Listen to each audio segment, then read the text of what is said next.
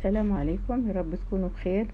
احنا النهاردة كده من شكل الفيديو عشق كل المصريين، واحلى حاجة بتحبها واحلى حاجة موفرة الكشري المصري الجميل اللي هو مكوناته كلها مفيدة وكلها حاجة جميلة، وان شاء الله هنشوفه بطريقة سهلة جدا ومبسطة وهيعجبكم كلكم ان شاء الله، وهتجربوه بسيط جدا ولا هتتعبوا في تحضير اي حاجة. هنا المكونات بتاعته بنحط المكرونة، بنحط مكرونة رفيعة ومكرونة صغيرة ومكرونة سباكيتي، وبنجيب العدس اللي هو ابو جبة او بنسميه العدس الاصفر البني. وهنا البصل بتاعنا بنقطعه ترنشات، وكم فص توم للدقة، وحمص. الحمص ده اختيار، يعني في ناس بتسلقه بننقعه من بالليل لو هنعمله. والصلصة بتاعت الطماطم بتاعتنا. هنا هنجيب بقى المية غليت للمكرونة، هنحط المكرونة الصغيرة ومعاها المكرونة الاسباجيتي، دي معروفة يعني، دي الحاجتين اللي في الكشري. وممكن تحطي مكرونة صغيرة قص يعني دي، وتحطي في ناس بتجيب الشعرية بتحمرها وبتكب عليها، مثلا بعد ما تتحمر بتكب عليها شوية مية كده كأنها تتسلق، وبعدين بتصفيها وبتحطها على الكشري. دي طريقة. وفي ناس بتحط خلاص كده المكرونة بتاعتنا احنا نزلناها. هنا بنجيب 3-4 فصوص توم عشان الصلصة بتاعت الطماطم، فحطيناها هنا يا دوبك كده، بس ايه بنشوحها ما بنحمرهاش، عشان بتدينا نكهة حلوة في الطماطم كده في الصلصة بتاعت الكشري. ما بنعملهاش صلصة ببصل، الكشري ما بتعملوش بصلة. في ناس انا بسمع بتعمله بصلة، لكن انا ما جربتهاش. هو كده جميل، خفيف بيبقى وطعمه حلو. اول ما بتبتدي بنحط بقى الطماطم بتاعتنا. طبعا احنا حوالي ده كيلو ونص، بنخلطها ونصفيها كويس، نحط لها فلفل ونحيقها كويس ونشوف حيقها، ونحط لها مكعب مرقة للناس اللي بتحبها. الناس ما بتحبش ما تحطش، وبنحط عليها قد كوبايتين مية كمان. يعني انتوا عارفين لما باجي اخلطها بحط نص معلقة سكر وبحط عليها مية، فبتدينا اللون الاحمر الجامد ده. وبنصفيها وبنسيبها بقى تقعد تغلي كده كام غلوة، وندوقها لو لقينا ما فيهاش هنا حطينا مكعب مرقة، طبعا ده اختياري. وبندوقها بنشوفها لو هي طعمها فيه الحدوقة بنسيبها تغلي شوية. والله استوت خلاص، هنا المكرونة استوت. طبعا حطينا لها زيت وملح وخلاص. والرز بتاعنا كان رز اللي هو الفلبيني او مش المصري، بس طلع جميل بنقعه. والعدس بنقعه برضو، والحمص بننقعه من بالليل ونسلقه بيستوي بسرعة. هنا الحلة حضرناها عشان نحط فيها الرز، حطينا فيها قد كوباية زيت صغيرة. وهنجيب بقى ننزل الرز بتاعنا، وطلع جميل. هو الرز مش مصري بس طعمه طلع تحفة. هيبقى الرز اللي مش مصري ده اللي هو شبه الرز البسمتي، ده بياخد مية اكتر من الرز المصري. هتشوفونا لما نعمله. هنا بقى هننزل الكمية كلها، ومعانا العدس ابو جبة. ما بقى البني ده انا ما بعملوش لوحده، بعمله في الرز، بخلطه مع بعضه ونحطه مع بعضه كده واعمله في الرز، وبيبقى طعمه جميل.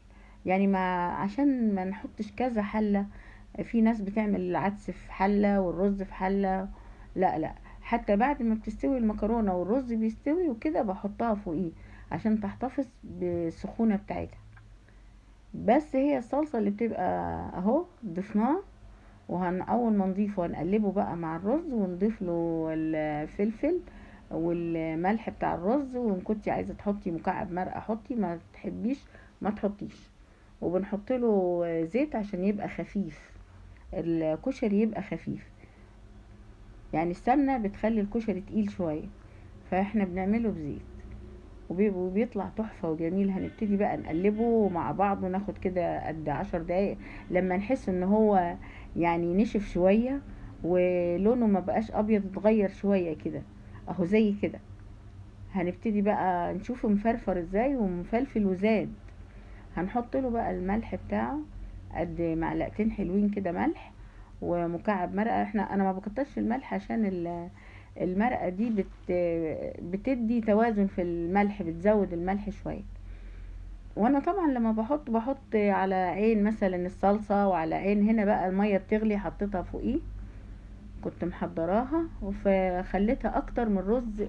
لو لاحظتوا اكتر من الرز المصري، زودتها شوية عشان هو الرز ده بيشرب مية اكتر، فزودتها. وهنا بقى جبت البولة دي هحط فيها البصل، وهحط عليه قد 4 معالق كده نشا، لان البصل كتير. البصل ده قد كيلو الا كده يعني، كيلو الا ربع، اكتر من نص كيلو المهم يعني.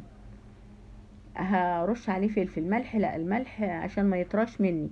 الملح بعد ما يخش خلاص هيستوي برش عليه ملح، يعني هيتحمر خلاص. هنا بقى بفتح البصل كله وبخليه، واحط عليه قد معلقة خل، وابتدي بقى اقلب فيه واسيبه شوية. هنا شوفوا الصلصة بتاعتنا بقت جميلة ازاي، استوت. فانا هطفي عليها، وابتدت جبت بقى الطاسة دي عشان احمر فيها خليته كده قد ربع ساعة. البصل لازم تخليه شوية يشرب النشا، وبحط كله، ما بحطش شوية مع شوية. بحط الزيت واخلي الزيت يسخن، واروح كب عليه البصل، واقعد احرك كده في الطاسة بتاعتي لغاية ما كل شوية احرك كده، ولما الاقاه كده دبل اروح مقلباه. هنا شوفوا بقى الرز بتاعنا اهو خلاص استوى بقى جميل ازاي. حتى القعر بتاعه بصوا، مش مفيش رزاية يعني لازقة في الحلة. وهو سخن بقى كده هكب عليه المكرونة، واخلي حتة على جنب كده اطلع منها الرز، واغطيه عشان يبقى ايه كله سخن. طبعا انا بحب المكرونة تكون اصغر من كده، بس هي دي اللي لقوها، ودي بتمشي برضو، كله بيمشي وبتبقى طعمها تحفة. هنقلب هنا البصل اللي هو تحت لفوق كده عشان ايه يبقى كله التحمير بتاعته واحدة. بالنسبة للبصل ما بنخليهوش يغمق، لان لما بتطلعيه باللون ده وتخليه بره بيغمق شوية. فاللون ده جميل خالص يعني بعد الصفار بشوية كده اهو عشان ما يمررش. وطبعا احنا عارفين ان العدس فيه بروتين وفيه مواد عالية جدا. اهو البصل بتاعنا شوفوا لونه تحفة ازاي وجميل، والحمص جميل، والطماطم طبعا بتنفع للبشرة وللجلد بتاعنا، ما بيخلوش يشقق. ويعني طبق متكامل للرز اللي هو الكشري ده، وبنحطه وبناكله، وكل الشعب المصري بيحبه، او الكبار وصغيرين. لما تقولي عندنا كشري كده، من الحاجة اللي مبهجة وبتفرح الواحد. وادي بقى قدمناه، وبالحمص اهو كنت سلقاه حطيناه على الجنب كده بطريقه حلوه، وشويه من فوق. وكل واحده وذوقها بقى في تزيين الطبق بتاع الكشري بتاعها. والدقه ممكن تاخدي شويه صلصه وتحطي عليها شطه حمراء. واوعوا تنسوا بقى الله يكون